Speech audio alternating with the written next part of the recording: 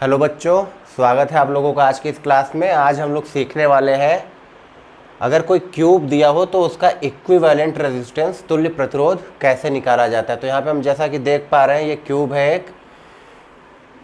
हर as पे, इसको हम लोग एज बोलते हैं, इस एज पे एक प्रतिरोध है, इस एज पे एक, इस एज पे, तो हर एज पे एक प्रतिरोध लगे हैं और सभी प्रतिरोधों का मान बराबर है। तो टोटल कितने एज है? 12 एज है।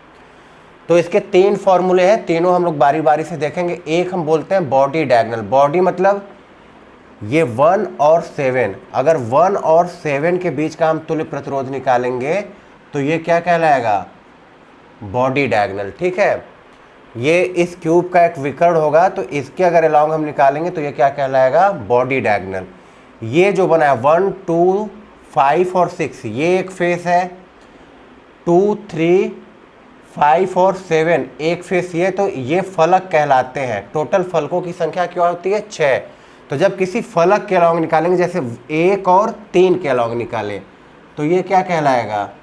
Face diagonal. ठीक है, जब पूरे क्यूब के अलॉन्ग निकाले, मतलब इसके विकर्ण के अलॉन्ग, तो 1 और 7, तो ये क्या कहलाया? Body diagonal. जब फलक के लिए निकाले, मतलब 1 और 3, तो ये क्या कहलाया? Face diagonal. और अगर किसी एज के लिए निकाले, जैसे 1 और 2,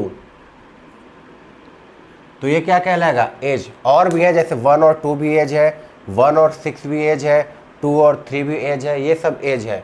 फलक की बात करें तो 1 और 3 भी होगा, 1 और 5 भी होगा, 4 और 7 भी होगा, 3 और 8 भी होगा। ये सब क्या है? फलक है फेस डायगोनल के लिए। बॉडी डायगोनल की बात करें तो 1 और 7 होगा और 2 और 8 होगा बॉडी डायगोनल। तो सबसे पहले तो ये फॉर्मूला याद कर लेंगे हम और सीधे इसको सवालों में यूज़ करेंगे, फिर इसको हम डेरिवेशन से देखेंगे कि ये किस तरीके से इतना आया हुआ है। ठीक है, देखिए इसको सॉल्व करने पे आएगा 5/6 यार। वैसे इसको सॉल्व करने पे आएगा 3/4 आर। लेकिन इन तीनों को याद करने में सिमेट्री रहे, मतलब एक जैसा रहे, याद करने में हमको आसानी रहे, इसीलिए ऐसे ना लिख के हम लोग इसको लिखते हैं 10/12, 9/12 और 7/12, जिससे कि नीचे वाली संख्या सेम हो जाती है। तो हमको केवल ऊपर याद रखना होता है कि 10, 9 और 7। ठीक है, तो याद करने का तरीका क्या रहेगा? 10/12, 9/12 और 7/12। 10/12 किसके लिए है? बॉडी डायगोनल के लिए है। 9/12 आर किसके लिए है? फेस डायगोनल के लिए है। और 7/12 आर किसके लिए है? एज डायगोनल के लिए। ठीक, तो चलिए स्टार्ट करते हैं। सबसे पहले बॉडी डायगोनल के लिए।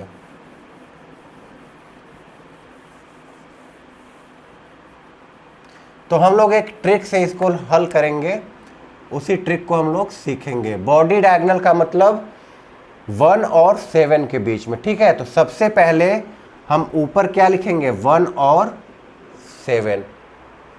हमको किसके किसके बीच का तुल्य प्रतिरोध चाहिए? 1 और 7 के बीच में। तो हमने ऊपर क्या लिख दिया? 1 और 7। अब इसके अलावा जितने भी पॉइंट है सबको इधर लिखेंगे। 2, 3, 4, 5, 6, 7 यहाँ पे है ही, 8। आई बात समझ में? ऊपर किसको लिखना है? जिसके लिए प्रतिरोध निकालना है। तो 1 और 7, 1 और 7 के बीच में निकालना था, तो 1 और 7 हमने लिख दिया यहाँ पे। उसके अलावा जितने भी पॉइंट है 2, 3, 4, 5, 6 और 8, ये हमने कहाँ लिख दिया? यहाँ पे। अब हमको देखना है कि 2 से 1 तक पहुँचने का सबसे छोटा रास्ता कौन सा है। तो देखिए 2 से 1 तक पहुँचने का सबसे छोटा रास्ता ये वाला है। इसमें कितने प्रतिरोध आ रहे हैं? 1। तो हम यहाँ पे क्या लिखेंगे? 1। 2 से 1 तक केवल यही छोटा रास्ता है, बाकी किसी और रास्ते से होके जाएंगे तो उसमें नंबर ऑफ प्रतिरोध बढ़ जाएंगे। ठीक है, फिर 3 से 1 पे, तो देखिए 3 से 1 पे हमको पहुंचना है, तो 1, 2, 1, 2, मतलब कम से कम 2 तो आएंगे ही। तो हम यहाँ पे क्या लिखेंगे? 2। फिर 4 से हमको 1 पे पहुंचना है, तो 4 से 1 पे पहुंचने के लिए केवल 1। 5 से हमको 1 पे पहुंचना है, तो 5 से यहाँ है 1 और फिर यहाँ है, तो 5 से 1 पे पहुंचने के लिए 2। 6 से, तो 6 से 1 पे पहुंचने के लिए 1 और 8 से 1 पे पहुंचना है, तो इधर से आएंगे तब पर भी 2 और इधर से आएंगे तब पर भी 2। आई बात समझ में? हमको ये देखना है कि यहाँ से हमको 1 पे पहुँचना है, तो कम से कम प्रतिरोध किस में आ रहा है, तो 2 से अगर इस रास्ते से आ रहा है तो केवल एक प्रतिरोध आया, बाकी और किसी रास्ते से जाएंगे तो प्रतिरोधों की संख्या बढ़ जाएगी। तो कम से कम कितना आ रहा है, तो वही संख्या यहाँ पे हम लिख दें, कितना, 1। वैसे 3 से गए तो ये और ये 2, इधर से भी आएंगे तो ये और ये 2, तो कम से कम 2 आना ही है, इसलिए यहाँ पे क्या लिख दिए, 2। 4 से, तो 4 से सबसे कम 1 आ रहा है। 5, तो 5 से चाहे किसी भी रास्ते से आएंगे कम से कम 2 आएंगे ही, 1 और 2, तो 5 के लिए 2, 6 के लिए 1 और 8, तो 8 के लिए भी किसी भी रास्ते से, इससे भी आएंगे तब पर भी 2, इससे भी आएंगे तब पर भी, तो यहाँ हमने क्या लिख दिया, 2। अब वही चीज़ 7 के लिए करना है, तो सबसे पहले 2 से 7 पे जाना है, तो 2 से 7 पे जाएंगे तो कितने आ रहे हैं, कम से कम 2, ये और ये, इधर से भी जाएंगे तो 1 और 2, तो कम से कम 2 आने ही हैं। फिर 3 से 7 पे जाना है, तो 3 से 7 के लिए 1 है।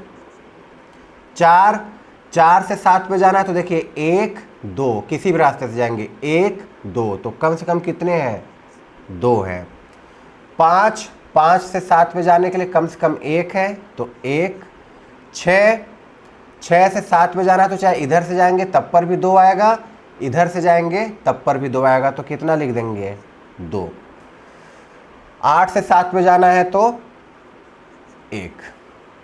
ठीक है, ये टेबल बनाने के बाद हमको ये देखना है किसके लिए ये दोनों चीज़ें सेम है, तो देखिए 2 के लिए 1 और 2 है, 4 के लिए 1 और 2 है, और 6 के लिए भी क्या है, 1 और 2 है, तो 2 4 और 6 हो जाते हैं सेम पोटेंशियल पे, समान विभव पे, इसको हम बोल देते हैं। ठीक है, वैसे यहाँ पे देखिए 3 के लिए भी 2 1, 5 के लिए भी 2 1 और 8 के लिए भी 2 1, तो 3 5 और 8 हो गए सेम पोटेंशियल पे। ठीक है, जिनके लिए ये दोनों सेम हो, तो 2 के लिए 1 और 2, 4 के लिए 1 और 2 और 6 के लिए 1 और 2, तो 2 4 6 सेम पोटेंशियल पे हो गए।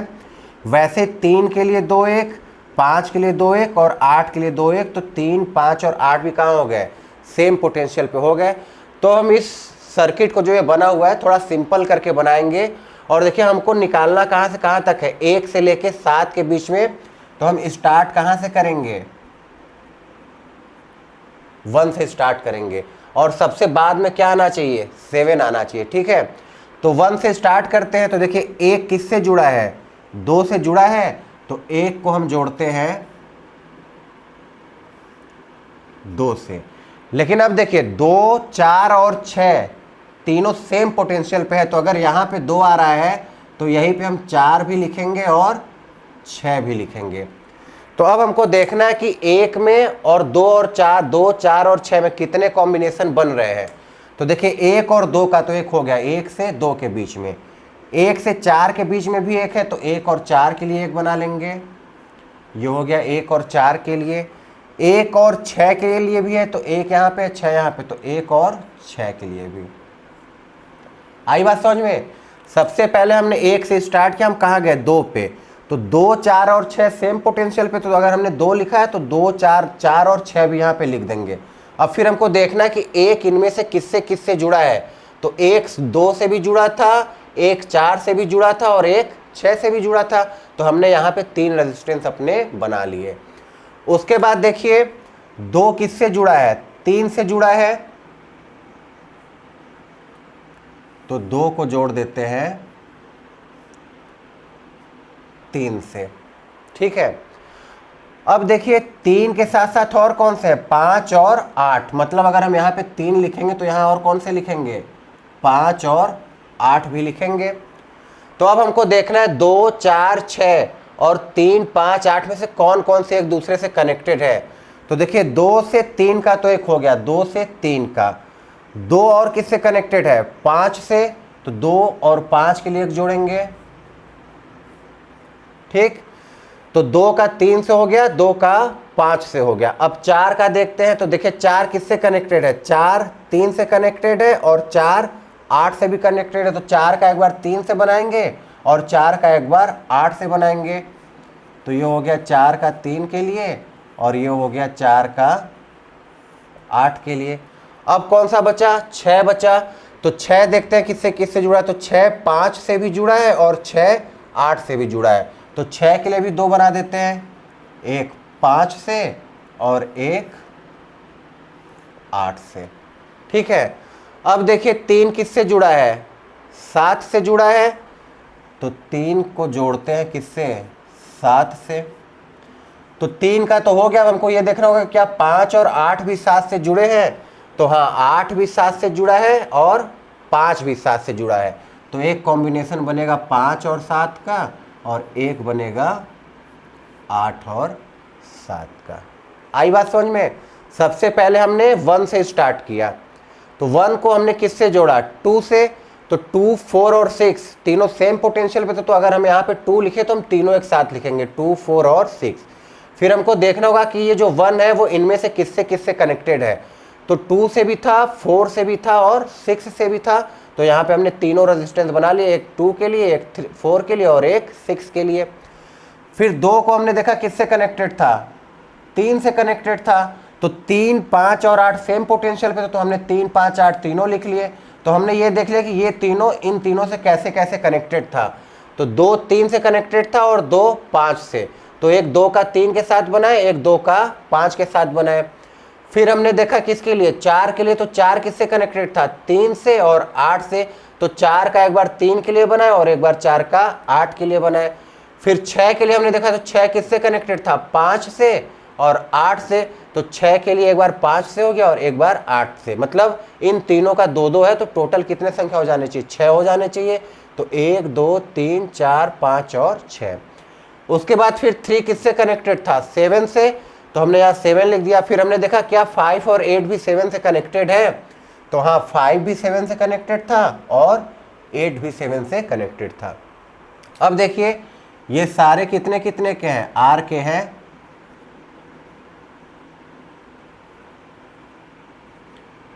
तो हमको पता है जब प्रतिरोध समांतर क्रम में जुड़े रहते हैं और सबकी वैल्यू बराबर रहती है, तो आर इक्विवेलेंट हम कैसे निकालते हैं, आर बटे एन से। आर होता है प्रतिरोध और एन होती है संख्या। तो यहाँ पे प्रतिरोध कितना है, आर, और संख्या कितनी है, 3, आर बटे 3। ये आर बटे 6 और ये आर बटे 3। तीनों किस क्रम में है, तो तीनों श्रेणी क्रम में है। तो आर इक्विवेलेंट निकाल लीजिए। आर इक्विवेलेंट श्रेणी क्रम में हम क्या करते हैं, सीधे जोड़ देते हैं। तो आर बटे 3 प्लस आर बटे 6 प्लस आर बटे 3। तो ये हो जाएगा 6, 3 दूनी 6, तो 2r plus are plus 2r। तो 5r/6। आर इक्विवेलेंट बराबर 5r/6। याद करने के लिए हमने क्या लिखा था, 10/12r। तो 2 से ऊपर नीचे गुणा कर दीजिए, तो ये क्या हो जाएगा, 10/12r। आर इक्विवेलेंट किसके लिए, बॉडी डायगोनल के लिए। ये हमने किसके लिए निकाला है, बॉडी डायगोनल के लिए निकाला है। सेम प्रोसेस हमको अपनाना है किसके लिए, कैपेसिटेंस के लिए भी, बस ये फॉर्मूला बदल जाएगा। कैपेसिटर में क्या होता है, यहाँ पे सी सी सी लिखा रहेगा, और जब समांतर क्रम में होते थे तो वहाँ पे मल्टीप्लाई होता था। मतलब ये 3C हो जाएगा, ये 6C हो जाएगा और ये 3C हो जाएगा। फिर ये तीनों श्रेणी क्रम में है, तो संधारित्र का श्रेणी क्रम वाला फॉर्मूला लगा के हम आंसर निकाल लेंगे। ठीक है, तो दोनों का तरीका सेम है। कैपेसिटेंस के लिए क्या आता है, C इक्विवेलेंट आएगा 12/10C। बस ये उल्टा हो जाता है। प्रतिरोध के लिए 10/12R और संधारित्र के लिए 12/10C। ठीक, उतार लीजिए। फिर अगला वाला केस देखते हैं।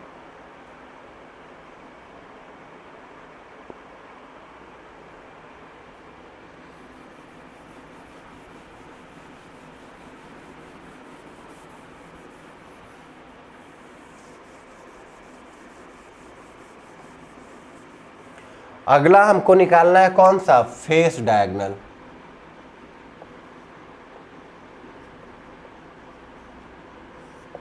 तो फेस डायगोनल का मतलब 1 और 3 के बीच में। तो ऊपर लिख लेते हैं 1 और 3।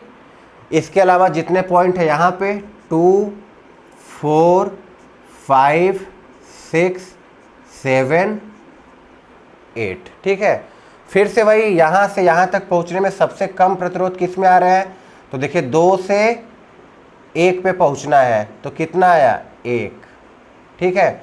फिर 4 से 1 पे पहुँचना है तो 4 से 1 के लिए भी कितना है 1। 5 से 1 पे कम से कम कितने आएंगे 2। 6 से 1 पे 1।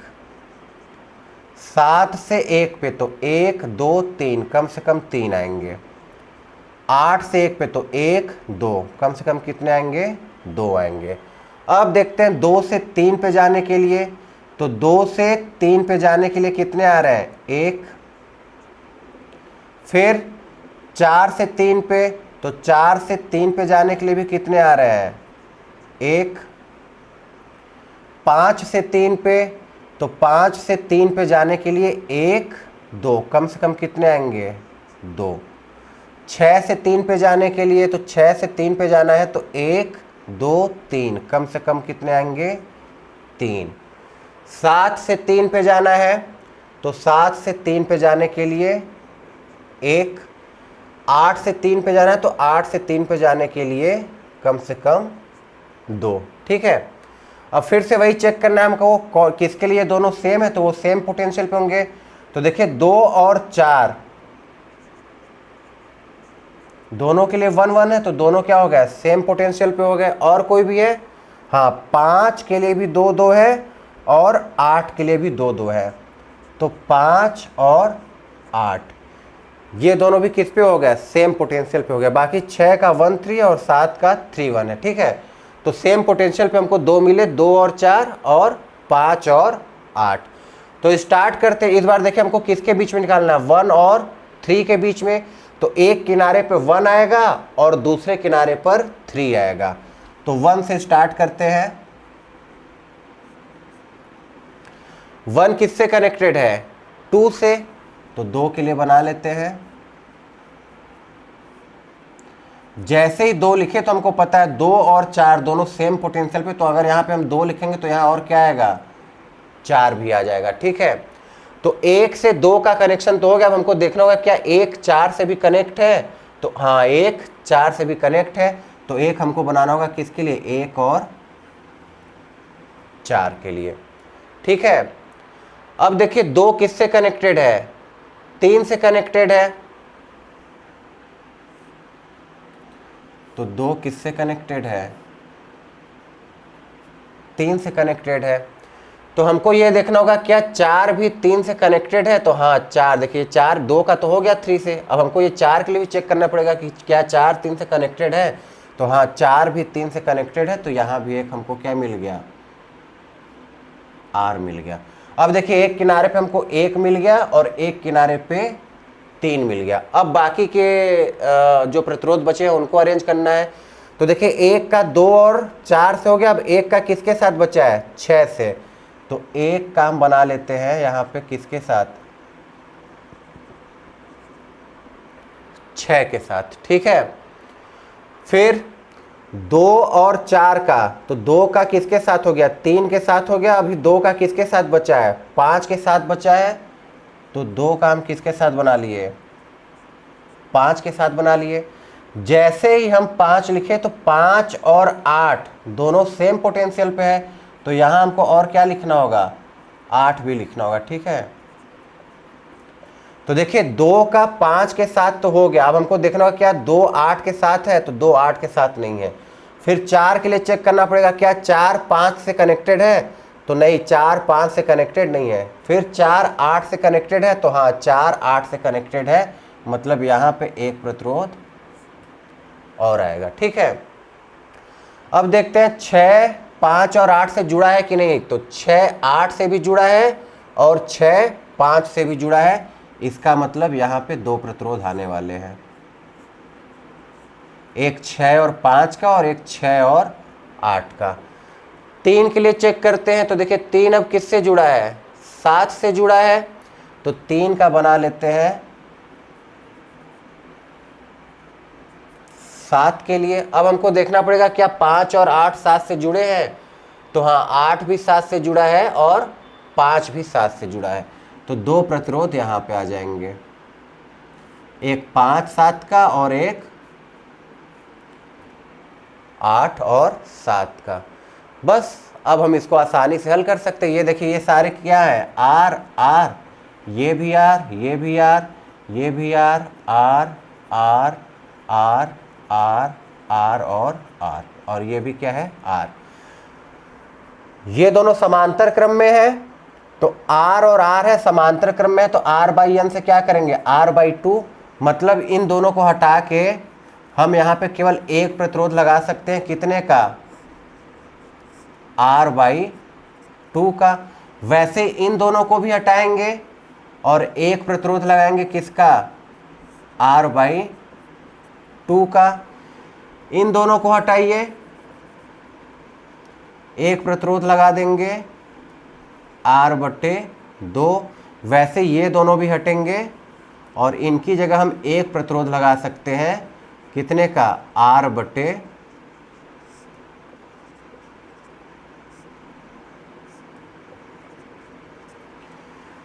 टू का। ठीक है, अब देखिए इसके आगे दो तरीके हैं करने के, या तो हम व्हीट स्टोन ब्रिज से कर लें या तो सिमेट्री से कर लें। देखिए सिमेट्री से भी आसान है, हमको 1 और 3 के लॉन्ग निकालना है, तो 1 और 3 के लंबवत जब रेखा खींचते हैं तो उसको क्या बोलते हैं, मिरर सिमेट्री बोलते हैं। मिरर सिमेट्री में क्या होगा, ये और ये, मतलब ये दोनों एक जैसे होंगे। तो देखिए यहाँ भी आर बाई टू, यहाँ भी आर बाई टू, ये आर, ये भी आर बाई टू, ये भी आर बाई टू। तो ये क्या हो जाता है, सेम पोटेंशियल पे हो जाता है और इसमें वैद्युत धारा नहीं जाता है, तो हम इसको यहाँ से हटा सकते हैं। तो ये कुछ इस तरीके से बचेगा, ऊपर R by two, R by two, और नीचे भी आर बाई टू और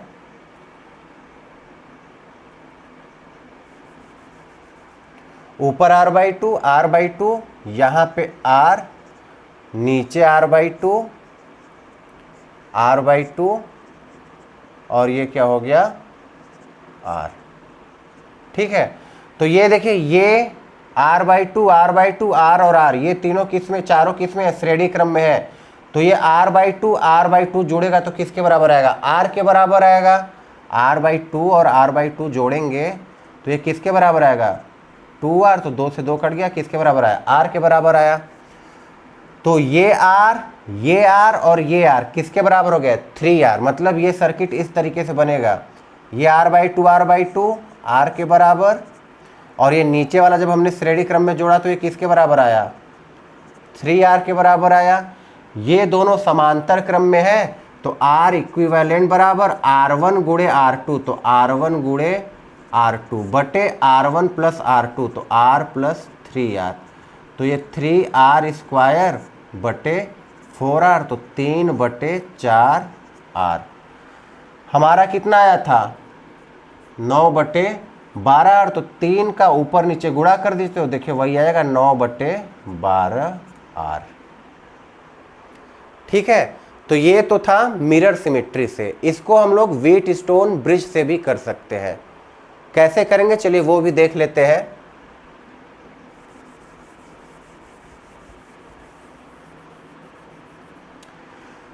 देखिए ये और ये श्रेणी क्रम में, ये और ये श्रेणी क्रम में, तो अगर इसको इसके साथ जोड़े r plus R by two, तो ये किसके बराबर हो जाएगा, 3r बाई टू। मतलब इन दोनों को हटा के हम केवल एक प्रतिरोध लगा सकते हैं, कितने का, 3r बाई टू का। वैसे इन दोनों का भी 3r बाई टू आएगा, तो इन दोनों को भी हटा के हम केवल एक प्रतिरोध लगाते हैं, किसका, 3r बाई टू का। तो ये सर्किट देखिए क्या हम कुछ इस तरीके से बना सकते हैं, r बाई टू ये वाला, फिर r बाई टू ये वाला, फिर 3r बाई टू ये नीचे वाला, और 3r बाई टू ये वाला। बीच में कितना है, r बाई टू। ये हो गया हमारा 0.1 और ये हो गया 0.2। तो ये देखिए व्हीट स्टोन ब्रिज बन गया। अब हमको देखना है P बटे Q क्या r बटे यस के बराबर है? तो बिल्कुल है, यहाँ भी r बटे 2 है, यहाँ भी r बटे 2 और यहाँ भी 3r बटे 2 है और यहाँ भी 3r बटे 2 है। तो ये बैलेंस्ड संतुलित व्हीट स्टोन ब्रिज हो गया। तो उसमें क्या करते थे संतुलित में, पहले पढ़ाया जा चुका है, इस बीच वाले को हटा देते थे, बीच वाले को हटा दिए तो देखिए अब ये श्रेणी क्रम में, तो इसका मान किसके बराबर आएगा, r के बराबर, और 3r/2 3r/2 श्रेणी क्रम में, तो ये भी किसके बराबर आएगा, 3r के बराबर आएगा। इसको जोड़ेंगे दोनों को, 3r/2 3r/2, तो किसके बराबर आ जाएगा, 3r के बराबर आएगा। अब r इक्विवेलेंट निकाल लीजिए, वही पहले जैसा हो गया, r1 गुणे r2, तो r गुणे 3r बटे r1 प्लस r2, तो जुड़ के कितना हो जाएगा 4r, तो r से r एक कट गया, तो 3/4r आ गया, फिर से वही आंसर। ठीक है, तो सबसे पहले इसकी सहायता से सिंपल सर्किट बनाएंगे, उसके बाद चाहे तो मिरर सिमेट्री से हल कर ले या तो फिर अपने बैलेंस्ड व्हीट स्टोन ब्रिज से। ठीक, चलिए अब लास्ट वाले पे आते हैं, एज डायगोनल पे। तो एज डायगोनल को आप लोग अपने से एक बार कोशिश करिए, वीडियो पॉज करके देखिए आता है या नहीं।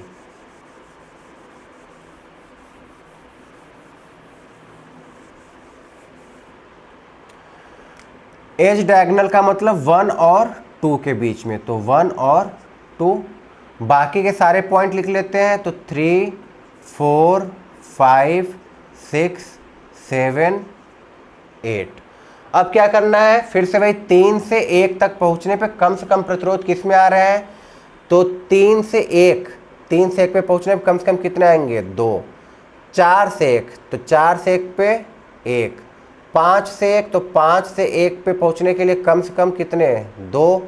6 से 1, तो 6 से 1 के लिए 1। 7 से 1, तो 7 से 1 के लिए 1 2 3, कम से कम कितने, 3। 8 से 1, तो 8 से 1 पे 1 2, कम से कम कितने, 2। अब इस वाले पॉइंट के लिए देखते हैं, तो 3 से 2 पे 1। 4 से 2 पे, तो 4 से 2 पे पहुंचने के लिए, तो 4 से 2 पे पहुंचना है, तो 1 2, कम से कम कितने, 2, या इधर से भी जाएंगे तो 1 2, तो 2। 5 से 2 पे, तो 5 से 2 तक पहुंचने के लिए केवल 1। 6 से 2 पे, तो 6 से 2 पे पहुंचना है, तो कम से कम कितने मिलेंगे, 2 मिलेंगे। 7 से 2, तो 7 से 2 पे भी पहुंचना है, तो कम से कम कितने मिलेंगे, 2 मिलेंगे।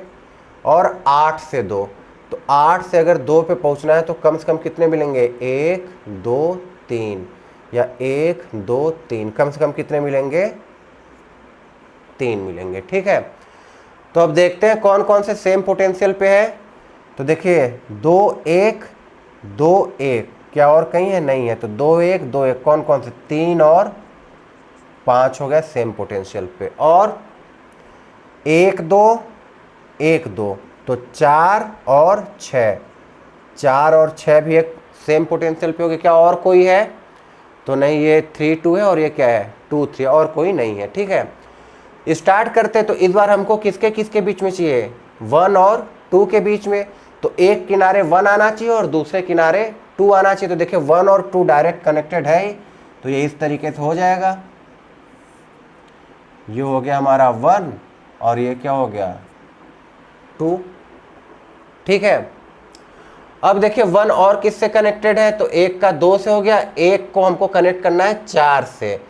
तो 1 को अब इधर तो जोड़ नहीं सकता, अब इधर आएंगे, तो 1 को कनेक्ट करेंगे किससे, 4 से। जैसे ही हम 4 लिखें, तो 4 और 6 भी किस पे है, सेम पोटेंशियल पे। तो 4 और 6 हो गया सेम पोटेंशियल पे। तो 1 का 4 के साथ तो कॉम्बिनेशन बन गया, हमको देखना पड़ेगा क्या 1 6 से भी जुड़ा है, तो 1 6 से भी जुड़ा है, इसका मतलब यहाँ पे एक प्रतिरोध और आएगा। ठीक है, वैसे ही 2 का देख लेते हैं, तो 2 को किससे जोड़ना है, 3 से। तो 2 को हमने जोड़ दिया 3 से। जैसे 3 लिखें, तो 3 और 5 सेम पोटेंशियल पे, तो यहां हमको और क्या लिखना पड़ेगा, 5 भी लिखना पड़ेगा।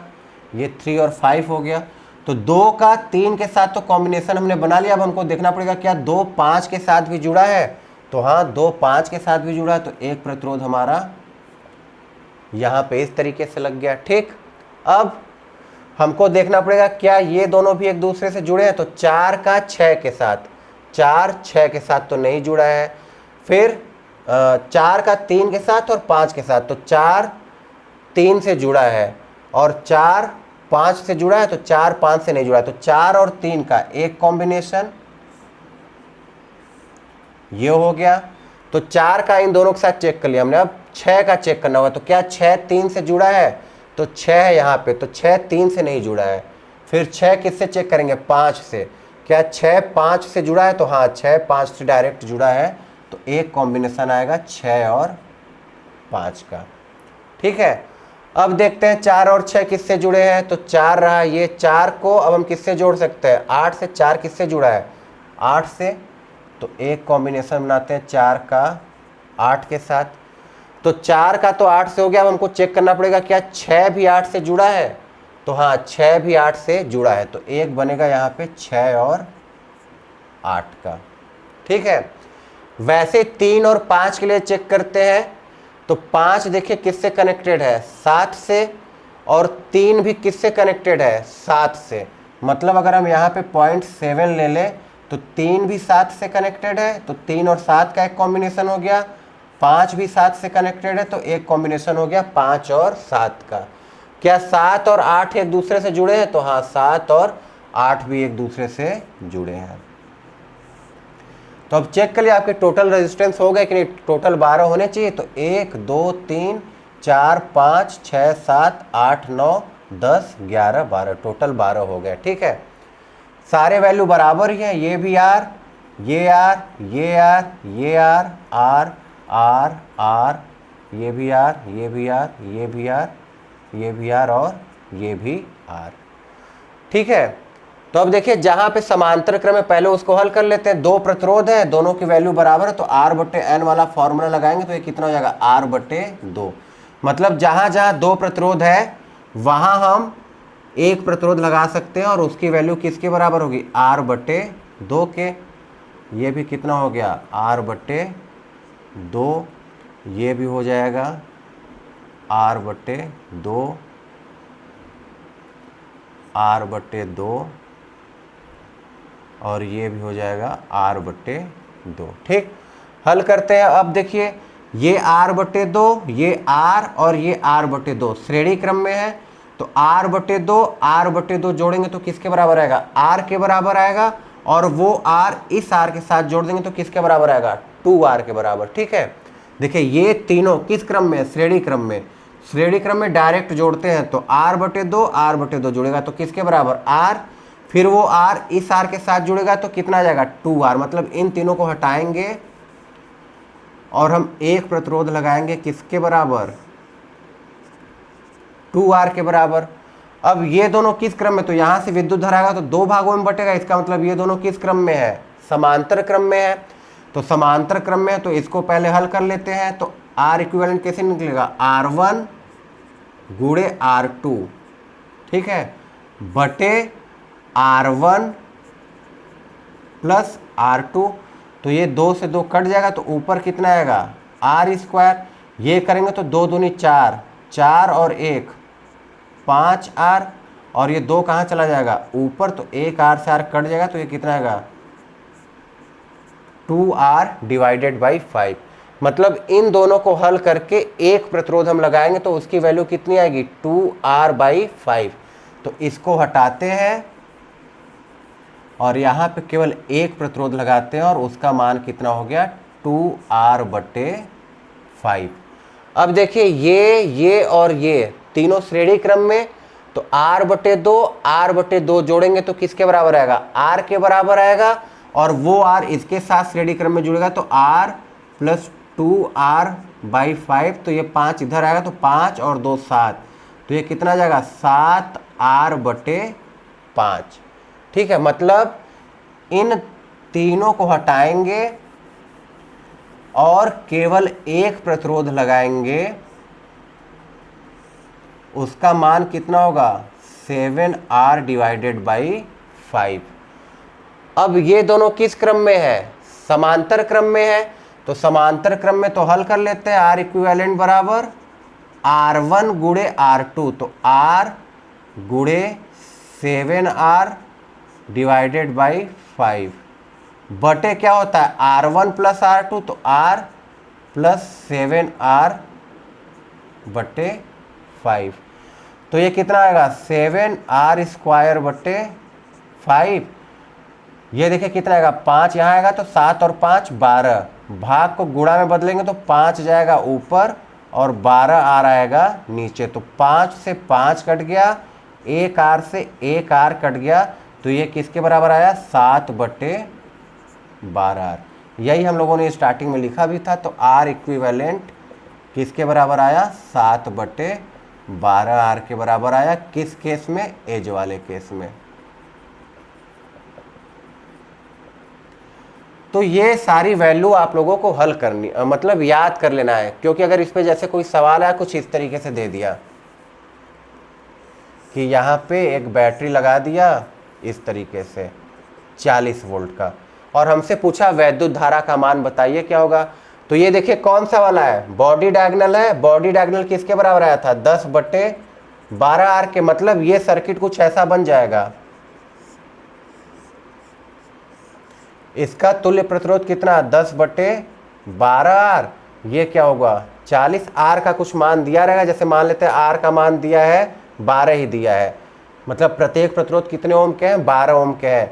तो 12 गुणे 12 करते तो 12 से 12 कट जाता है। R इक्विवेलेंट किसके बराबर आता 10 ओम के। तो हम I निकाल लेंगे, I बराबर V बटे R, तो 4 एम्पियर। तो ये सारे वैल्यू हम लोग याद रखेंगे तीनों के लिए, बॉडी के लिए, फेस के लिए और एच के लिए। और अगर इस तरीके से कोई सवाल आता है तो हम डायरेक्ट R इक्विवेलेंट रखेंगे और अपने सवाल को हल कर लेंगे। ठीक है, तो एक बार इन तीनों केसेस को आप लोग अपने से करने की कोशिश करेंगे। जब 1-2 बार प्रैक्टिस कर लेंगे तो खुद ब खुद आप इसको सॉल्व करने लगेंगे। वैल्यू जरूर याद रखना है सबको, तीनों के लिए, बॉडी डायगोनल के लिए, फेस के लिए और एज के लिए। ठीक है, कितना आया था बॉडी के लिए 10 बटे 12R, फेस के लिए 9 बटे 12R और एज के लिए 7 बटे 12R। कैपेसिटेंस में उल्टा हो जाएगा। कैपेसिटेंस में क्या होगा 12 बटे 10C, 12 बटे 9C और 12 बटे 7C। हल करने का तरीका दोनों का सेम रहेगा। सेम तरीके से जैसे इसके लिए हल किया गया है वैसे ही हम कैपेसिटेंस के लिए भी हल करेंगे। ठीक है, तो अपने से एक बार कोशिश करिएगा। मिलते हैं अगले वीडियो में, तब तक के लिए बाय बाय।